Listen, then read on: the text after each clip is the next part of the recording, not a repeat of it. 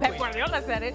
As good as he was, I'm not quite sure I'd go that way. He wasn't saying that when he hit the post, when he should have scored. Listen, if with Man City having Erling Haaland up top, they're always going to have a chance to win games. Because this guy, when he gets opportunities, 9 times out of 10, the ball's in the back of the net. It's actually when he doesn't score when he's through that you're actually scratching your head thinking, how did he miss?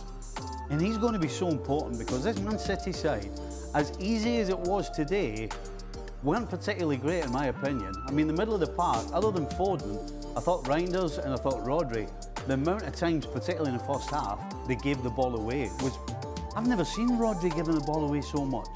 And in the second half, it was just too easy.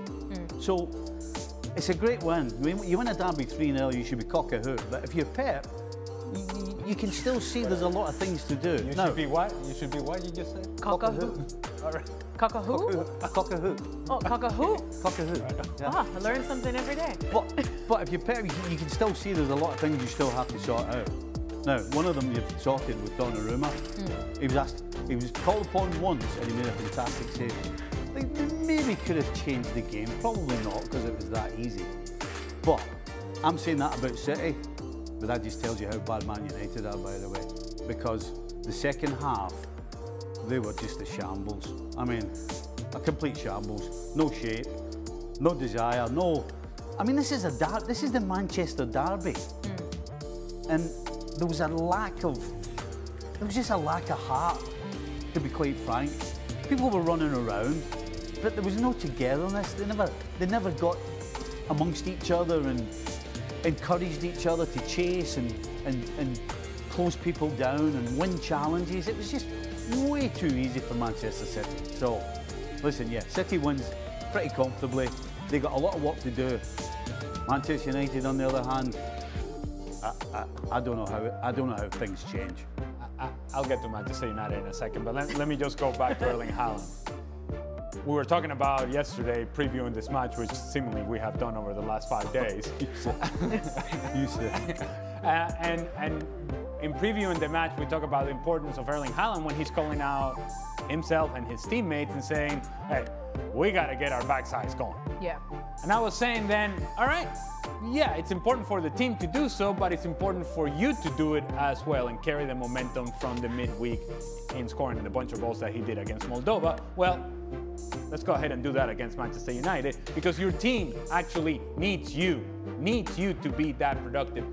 And there I say, while I appreciate the goal scored by Erling Haaland, I actually think that his best contribution or most significant contribution was in the beginning of the second half where he made 4 clearances in a row in his own box. Now, you may say, well, that's ridiculous. That's ridiculous. Well, I think it's actually important because it does set a certain bar for everybody else. Hey, listen, I'm supposed to be up there scoring goals, but here I am, and the job requires that I'm gonna clear the ball, that I'm gonna defend. This is not something I do naturally. This is not something that I like doing, but this is what the game calls for right now. And the game rewarded Erling Haaland because then minutes later, he's scoring a goal himself, and then goes on to score a second goal. Erling Haaland today, in the second half in particular, gave Pep Guardiola, or gave Manchester City, more importantly, a clear idea as to what you need to do with him when he plays up top and he is in this sort of mood. Just play the ball in behind. Let him run. You see this guy running with the intent with which he runs and how he's able to manhandle defenders while he's running towards goal and breaking through in a position where he's about to score. And it's beyond me how they don't do this more often. Now, to Stevie's point, it's a whole lot easier to do this against Manchester United. Yeah. And it's hard for me to understand how a manager gets to this level. We're talking about Manchester United, the Premier League, and I'm talking specifically about Rúben Amorim. And you're game planning for this match, and you think, sitting with your assistant coaches in a room, you say, you know what I think we're going to do? In an area of the field where Manchester City tried to be dominant, which is the midfield, and I think we all would know that. It's basic knowledge when you're about to play Manchester City. They want to dominate possession in this area, in the middle third. They put numbers around the ball because they want to dominate the possession. Manchester United, in their game plan, by structure, they have Bruno Fernandes, who doesn't defend all that much, and Manuel Ugarte. So just in the structure of the team already, if you're Manchester United, you're already down 2v4, 2v5 in the midfield all the time. Just a built-in mismatch. The other thing that I don't understand from Manchester United's perspective, and Rúben Amorim, again, if you're game planning, this is not even about execution, game plan. You see Kusanov over there.